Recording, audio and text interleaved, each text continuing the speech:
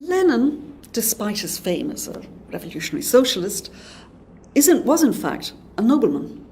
His father was a member of the service nobility of Russia, and he trained initially as a lawyer. Lawyers don't often make, I think, revolutionaries.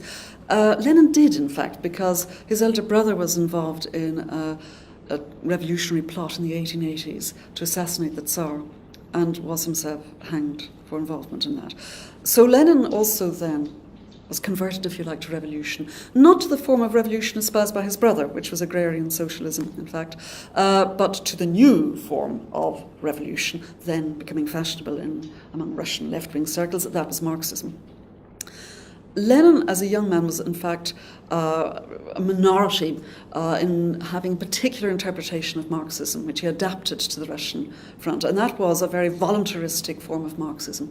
Marxism was seen by many, understood by most contemporary Marxists, I suppose, in the early 20th century, as being a kind of social science, having predictive force.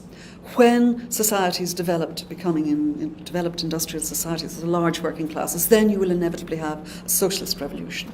And that's what the Bolsheviks in Russia believed. They were the moderate socialists. Lenin didn't agree with that. He was, however, before the revolution, a very marginal figure and a very controversial and unpopular figure. Most Marxists did not agree with Lenin, who thought we should use all weapons to hasten revolution, and a small bunch of revolutionaries can really lead the revolution, make the revolution happen. So he had this voluntaristic notion of revolution. He was, as I say, a marginal figure until he was brought back to the capital, to Petrograd, in April 1917 by the Germans, who believed that Lenin could foment trouble and destabilize the Russian war effort. And this, in fact, they proved surprisingly correct.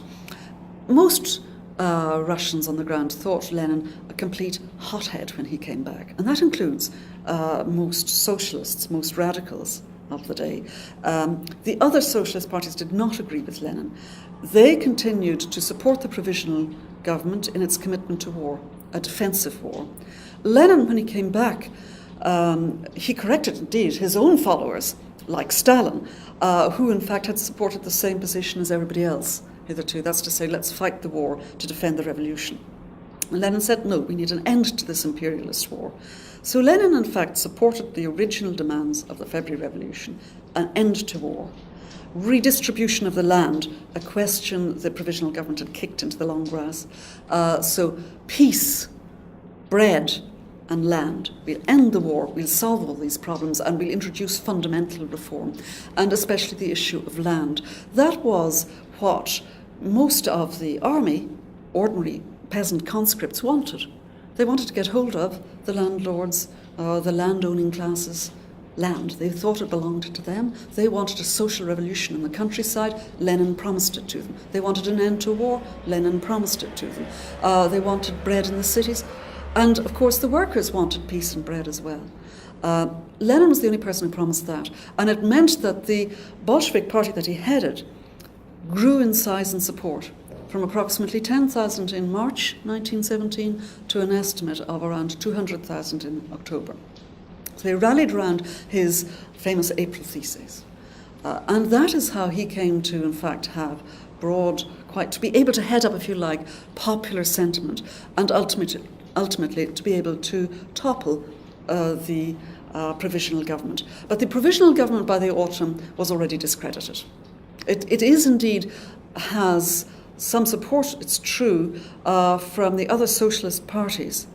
But do they represent, those other socialist parties, the popular feeling on the streets of the capital or of the army? The answer is no, not really.